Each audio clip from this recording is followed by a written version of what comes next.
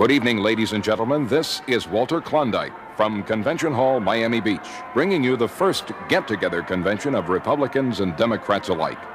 We have Henry Kissinger and Vice President Agnew standing by on the right side of Convention Hall. Come in, David Stinkley. Thank you, Walter. Mr. Kissinger, amid this historic moment, with all the pomp and grandeur of the political system of America all around you, tell us, sir, what are your innermost thoughts at this very moment? Gotta find a woman, gotta find a woman, gotta find a woman, gotta find a woman. Vice President Agnew, what are your thoughts, sir? Right on. Right on. Mr. Agnew, when you heard the rumors that President Nixon might not select you as his running mate again, what did you say to him? You never should have promised to me. Give it here. Don't hold back now. Give it here. Don't say nothing. Just give it here. Come on. Mr. Agnew, if you were in Senator McGovern's place, who would you have chosen as a running mate? Bertha. Bertha who? Bertha Butt. Who's she, sir? One of the Butt sisters. Do you agree, Mr. Kissinger? Gotta find a woman, gotta find a woman, gotta find a woman, gotta find a woman. Thank you, Henry Kissinger and Vice President Agnew. Back to you, Walter. Thank you, David. Now, Sidney Bruntley is over on the left side. He has Sergeant Shriver with him. Sergeant Shriver, what did you say to Senator McGovern when he finally asked you to be his running mate? You just call on me, brother, when you need a hand. How did you finalize your agreement with Senator McGovern? Sealed with a kiss. Oh, shades of excitement. One final question, sir. What kind of offer did Senator McGovern make you? He made me an offer I couldn't refuse. Sidney, forgive me, but our roving reporter, Larry Reasoning, has Martha Mitchell on the microphone. Take it away, Larry Reasoning.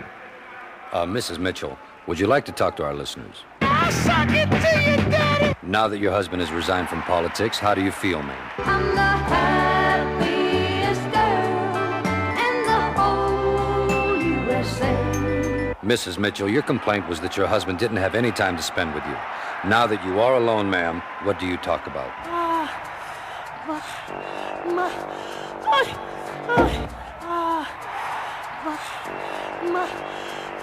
Well, I can understand that, Mrs. Mitchell. Now back to you, Walter. Sidney Bruntley is on the left side of the floor with Mr. and Mrs. Eagleton and Senator McGovern. Take it away, Sidney. Thank you, Walter. Senator McGovern, how did you feel when you and Senator Eagleton first separated, sir? Alone again, naturally. Oh, yes. What did you do then? Called the doctor, woke him up. And what did your physician advise? Put the lime in the coconut and call me in the morning. Everyone was turning you down, sir. If Sergeant Shriver had also refused, who would you have turned to then? A horse with no name. Oh, I love horses. Now, Senator Eagleton, how does one feel in the morning when his world has been shattered, sir? Well, you wake up in the morning and your hands are shaking and your nerves are all uptight. Well then, Senator, why didn't you resign immediately? Am I wrong for trying to hold on to the best thing I ever had? Yes.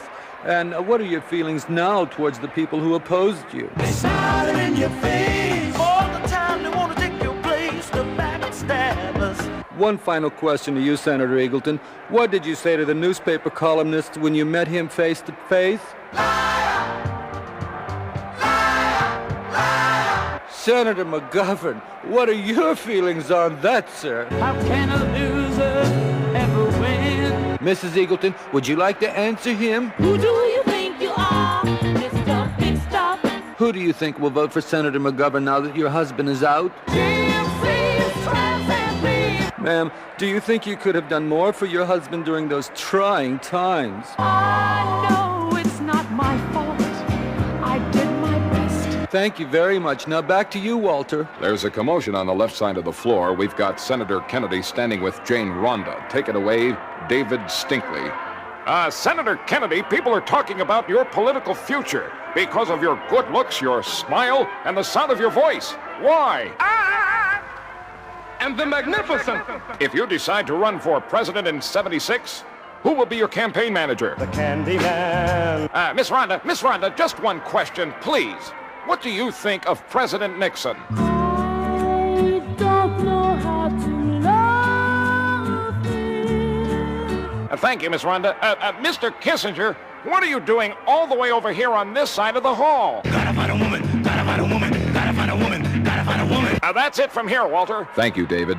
Thank you, Sidney. Thank you, Larry. Thank you, America.